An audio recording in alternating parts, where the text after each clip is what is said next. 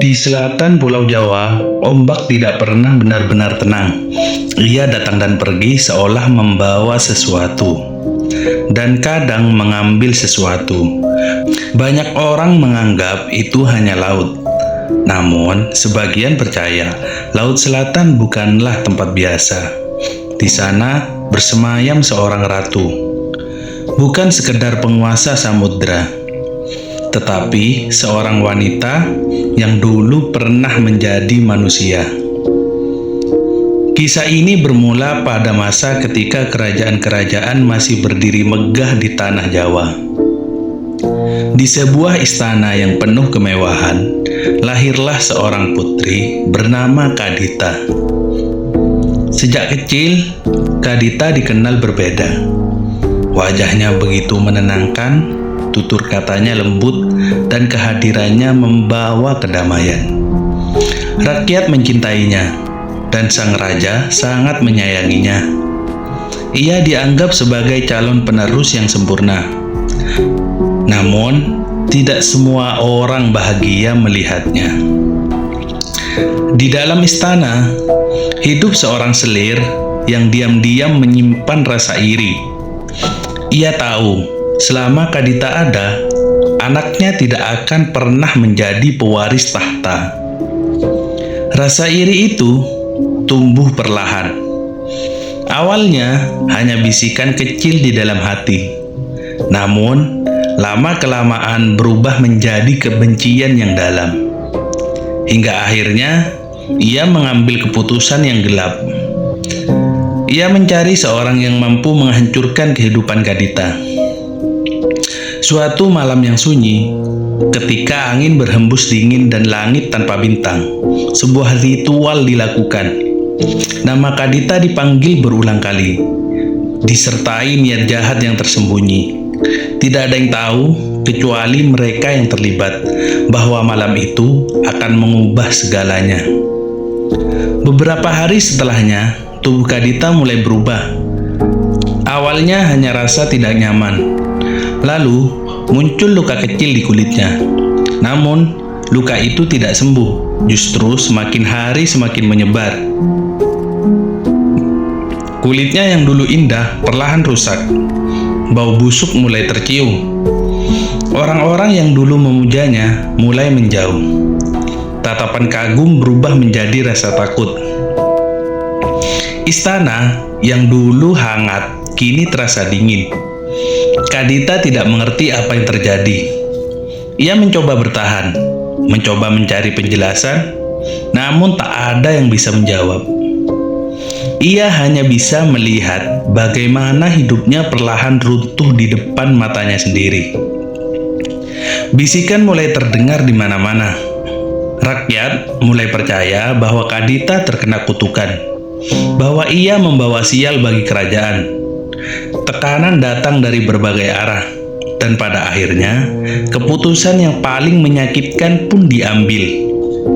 Kadita diusir dari istana, dari rumahnya sendiri, tanpa perlindungan, tanpa tujuan, dan tanpa siapapun di sisinya. Hari itu, ia berjalan keluar dari gerbang istana. Tidak ada yang menahan, tidak ada yang membela, bahkan orang-orang yang dulu mencintainya hanya bisa diam atau memilih menjauh. Sejak saat itu, Kadita bukan lagi seorang putri. Ia hanyalah seorang wanita yang terbuang.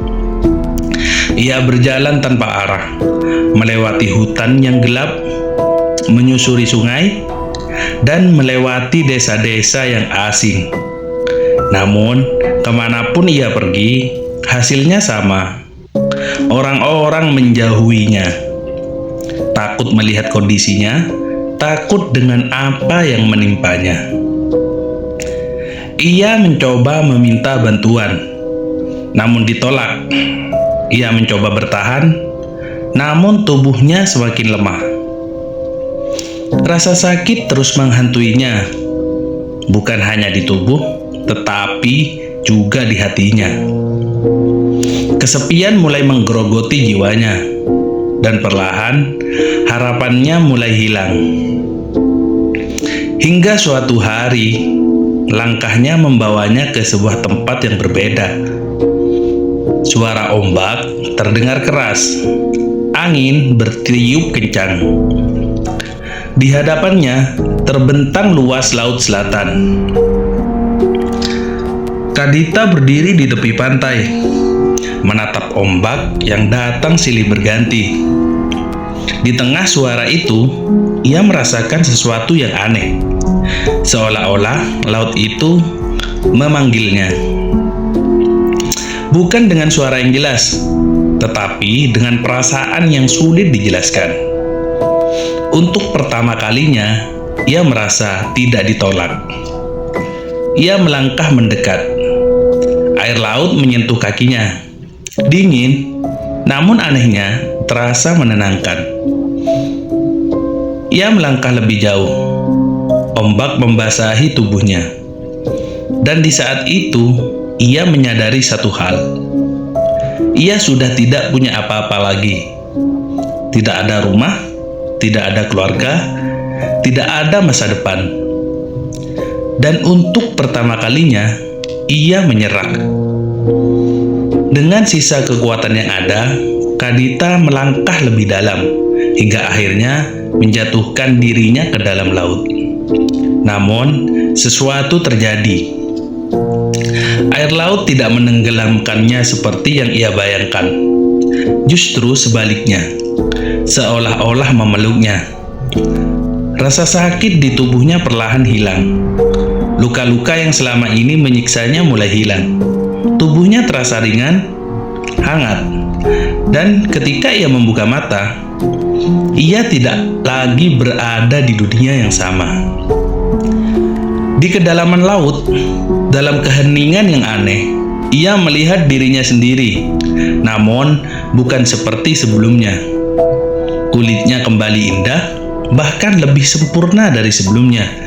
Rambutnya tergerai panjang, matanya memancarkan kekuatan yang belum pernah ia rasakan. Ia berubah, bukan lagi manusia biasa. Ia menjadi sesuatu yang lebih besar, lebih kuat, lebih abadi. Sejak saat itu, Kadita tidak lagi dikenal sebagai putri yang terbuang. Ia menjadi penguasa Laut Selatan, sosok yang dihormati sekaligus ditakuti. Ia dikenal sebagai Nyi Roro Kidul. Namun, meskipun kini ia memiliki kekuatan yang luar biasa, satu hal tidak pernah hilang: luka di hatinya. Pengkhianatan yang ia alami, kesepian yang ia rasakan, dan rasa kehilangan yang tidak pernah benar-benar pergi. Konon, itulah sebabnya Laut Selatan tidak pernah tenang. Ombaknya besar, arusnya kuat, seolah mencerminkan perasaan ratu yang tidak pernah benar-benar damai. Banyak orang mengaku pernah melihatnya. Sosok wanita berpakaian hijau, berdiri di antara ombak. Ada yang melihatnya dalam mimpi, ada yang merasakan kehadirannya saat berada di pantai. Dan ada pula yang percaya bahwa ia terkadang memanggil manusia untuk menemaninya.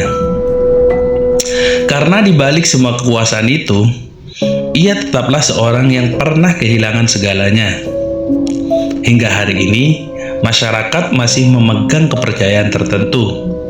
Mereka menghindari memakai pakaian berwarna hijau di pantai selatan. Mereka tidak pernah berani bersikap sembarangan di tepi laut, karena mereka percaya sang ratu masih ada, masih mengawasi, masih mengingat, dan mungkin masih merasakan luka yang sama. Kisah ini bukan hanya tentang makhluk gaib. Ini adalah cerita tentang manusia yang dihancurkan oleh pengkhianatan, tentang seorang yang berubah bukan karena keinginannya, tetapi karena keadaan. Kadang, yang kita anggap sebagai legenda sebenarnya adalah cerminan dari rasa sakit yang nyata. Jadi, jika suatu hari kamu berdiri di tepi laut selatan dan ombak terasa lebih dekat dari biasanya, jangan langsung menganggap itu hal biasa. Karena mungkin itu bukan sekedar laut. Mungkin itu adalah seseorang yang dulu pernah menjadi manusia dan masih menunggu.